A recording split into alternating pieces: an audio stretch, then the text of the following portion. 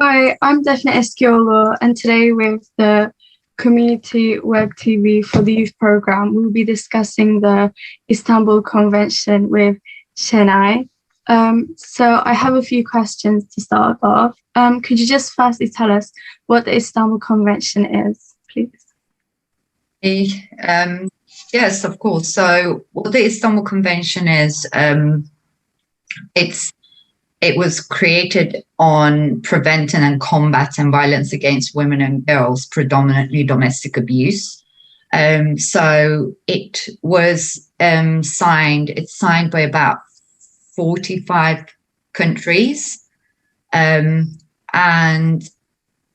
most of which have ratified it as well. And when you look at it, it's very, very, to put it in a very simple, understandable way, it allows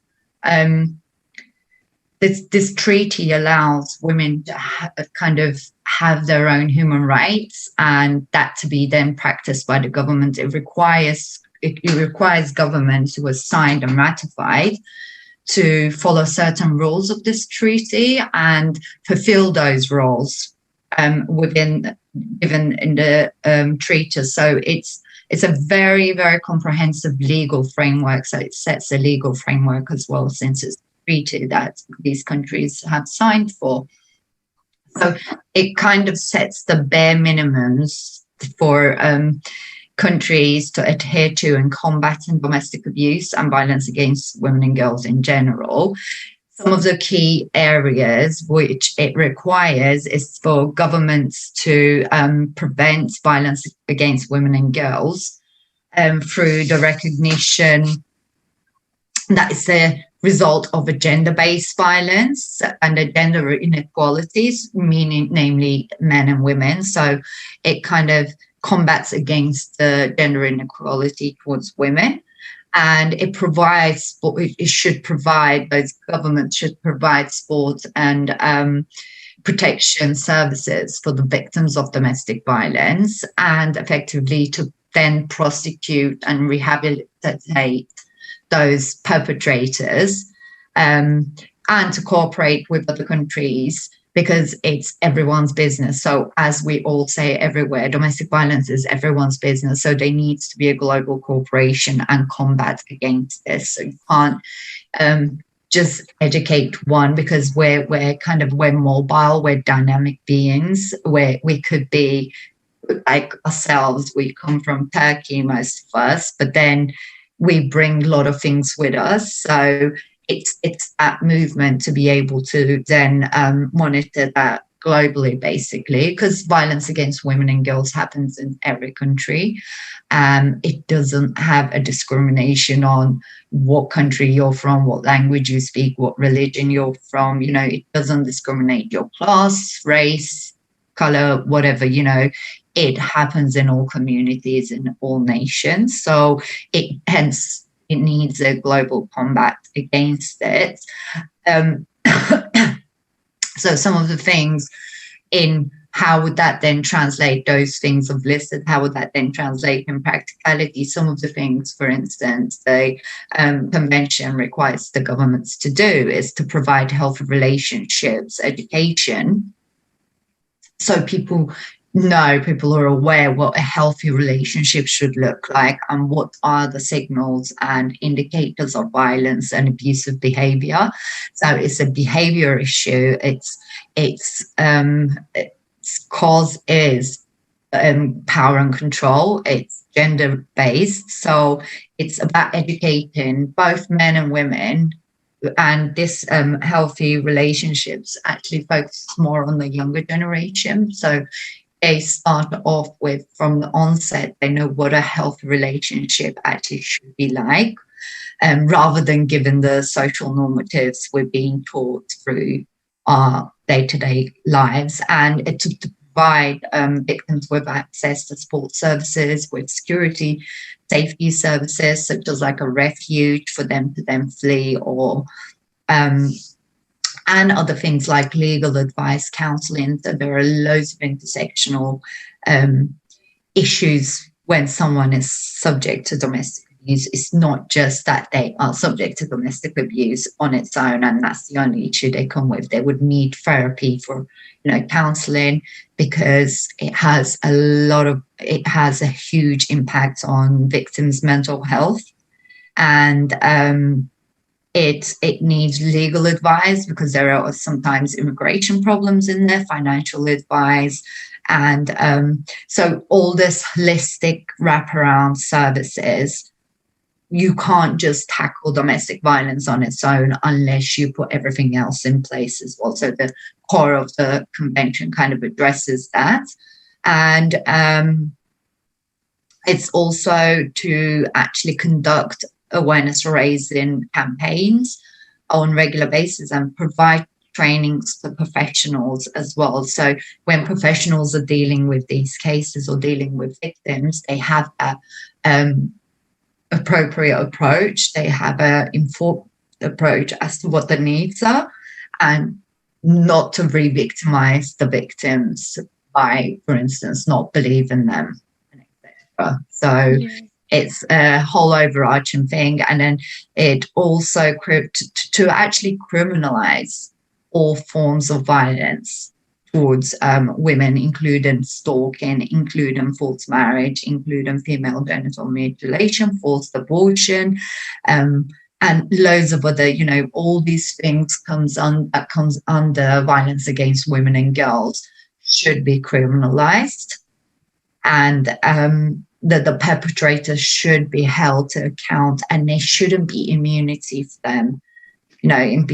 them, to walk away with reduced sentences or not even being sentenced. Sometimes the cases drop, and etc. And also to ensure that unwanted verbal or non-verbal, physical or sexual conduct with purpose to violate, to violate a dignity of a person is also kind of tackled and prevented in this case.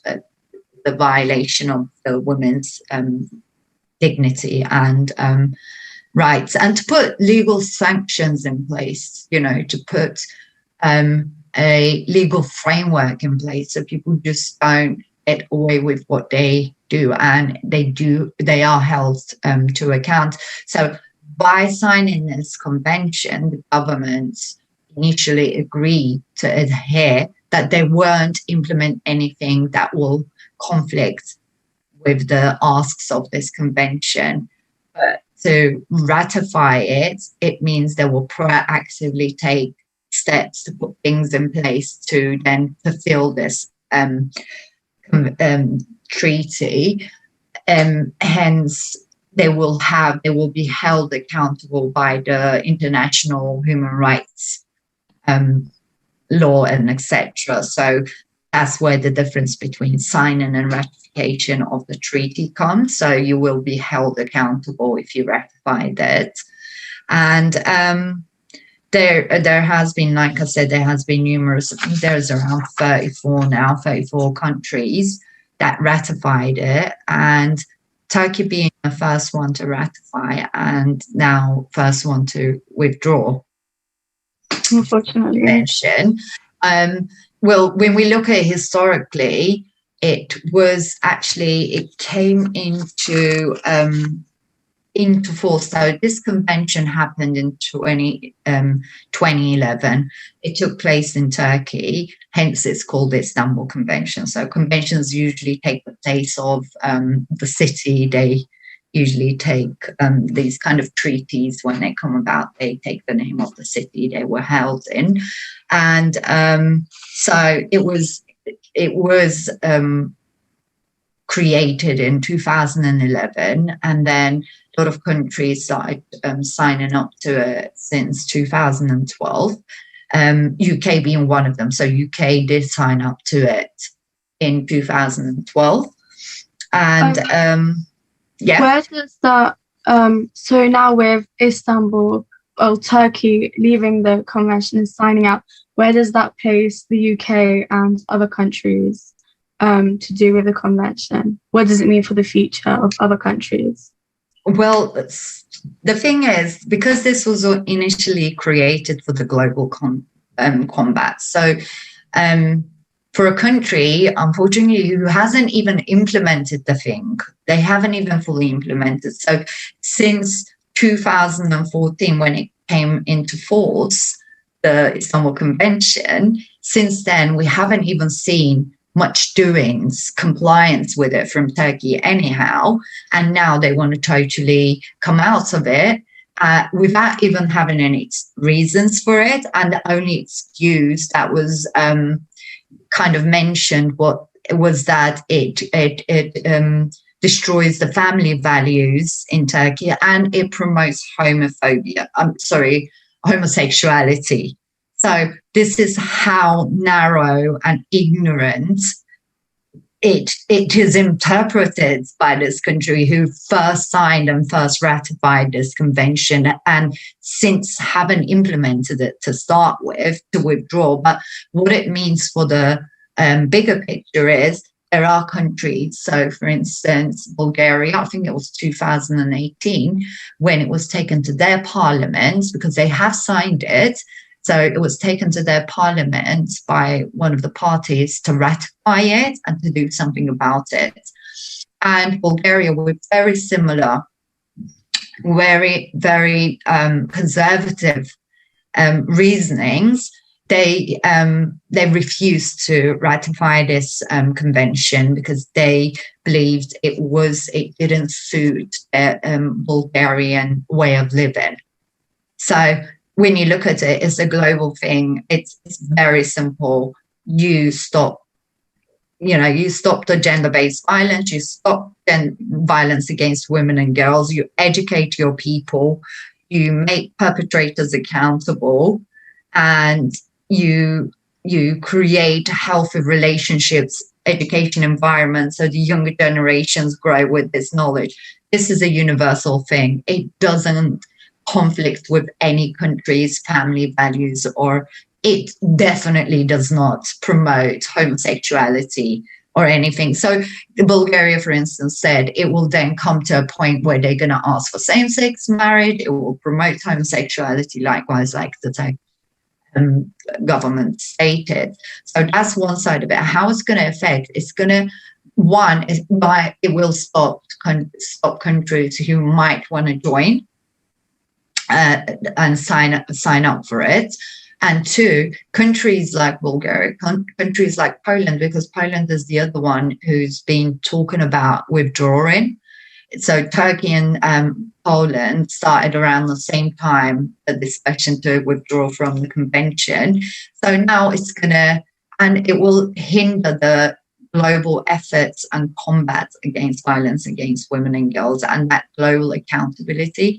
Now, what Turkey declared with this withdrawal is actually that we don't want to protect women. We don't want to hold perpetrators to account. We as a government or a state, we're not to be held accountable. This is our way of where women stands. And we know where women stands, unfortunately, in the eyes of the Turkish state. So it's a very reactionary move, and it will have a big impact on the global efforts and the combat this violence against women and girls. Yeah. And how can we as young people educate ourselves and really learn about these stuff that are happening towards women and other serious issues, would you say? So that's a really good question. I mean, healthy relationships education I spoke about around the convention, one of the requirements of the convention.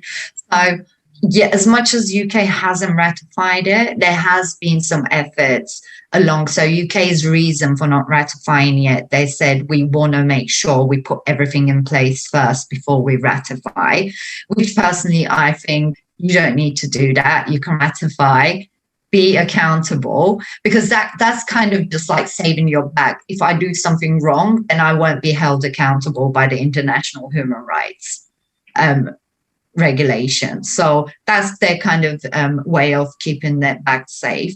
But on the other side, on the other hand, although the resources are very limited, they're not putting too much money. You know, we need about 10 times more of the budget they put into domestic violence and violence against women and girls, because it is the highest crime type in the country. So those things aside, there are healthy relationship programs and stuff. We as Imece, we've run some of them in partnership with our consortium partners. We're in a consortium. So for young people's self kind of efforts in that, I think one for younger generation, I mean, that's the thing makes me very hopeful. And in everything we do, we always say we owe it to the next generation of, young women and girls. We owe it to all of you.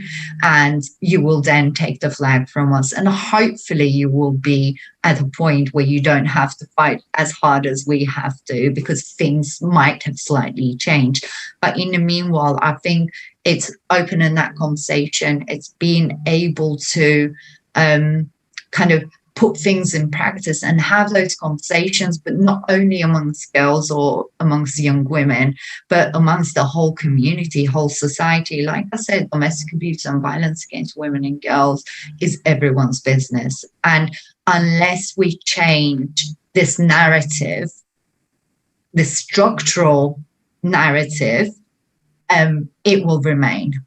It will remain. And the lack of resources, we are doing these healthy relationship programs, for instance.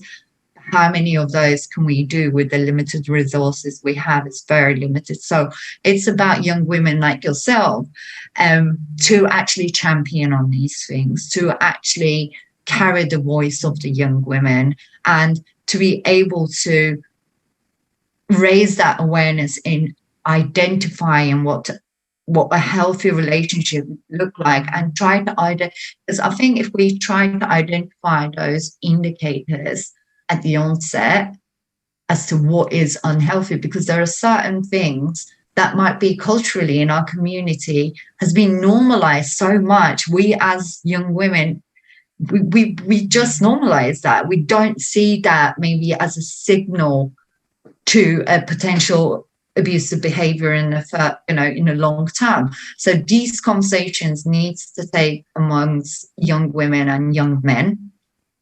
We need to change this narrative, and young people play a huge role in changing narratives in these kind of violent, or in these kind of contexts. When you look at things like even Black Lives Matter, it's the young people who's leading that force, because everything that's done today, it's for your futures for tomorrow. So that's why young people play a very key role in kind of bringing about the change, and they play a big role in, passing this message on to say, this is wrong. We should be able to say, no, this is wrong. We are free beings. We have exactly the same human rights as our male counterparts. So we need to claim. It's always like, as we say with many things, unfortunately, things are not served or given. You have to fight for it and claim it. So it's about, are the streets unsafe? We claim the streets. You got to make it safe. So it's that being the voice, having that voice and saying, you need to make a change. It's a structural issue, so it requires a structural change. It's a system issue, so it needs a systematic change. Yeah, I mean, I think you're totally right. I think we, as young people, have become quite blind to the red flags of negative and bad relationships and to all these signs. And it's, like you said, it's very important to be educated for the future and to change. Yeah. And it's very right. That's the terminology we use as well. It's red flags. Your boyfriend being jealous of you doesn't mean he loves you. We shouldn't cherish it. Or if your boyfriend is not jealous of you, we should not think he doesn't like me, because that is the correct behavior. Jealousy is one of the most dangerous. So when we look at the homicides, women's homicides from their ex or current partners, most of the time, if not, it's very high number. It's very jealousy related. So jealousy is one of the worst behavior traits. And it's actually the biggest indicator. It's the first red flag that will come our way. So it's being able to, like you said, being able to pick up on those red flags, and peer education, young women like you who's more aware around those things, to make others more aware. And like I said, so there is this thing about women's issue. No, there isn't a women's issue. There is a women's struggle against a patriarchal system issue, male dominant system issue. The issue lies with them. The issue doesn't lie with us. We're battling against it. So that's where the differences are. And it's about knowing how strong we are. All these things women go through, women are one of the most strongest creatures in this world, So we need to know our strength. We need to kind of be able to say physical power of a male, like male's physical bodily power, doesn't make them stronger than us. We really need to kind of regain that confidence and reclaim that confidence. And women are the creators of life. So that's where the strength lies, Yeah. Thank you so much for teaching us and really informing us about what's going on and what we can do to take action and to educate ourselves. So next, there's Jem Earl to talk about the rights to protest. Thank you, Daphne. Thank you for having me. And yeah, if you need anything from Imece as the young youth, we have teams who deliver healthy relationship programs and stuff. We're more than happy to kind of support you around those things as well, or champion even. Thank you very much. You have a lovely night. Bye-bye.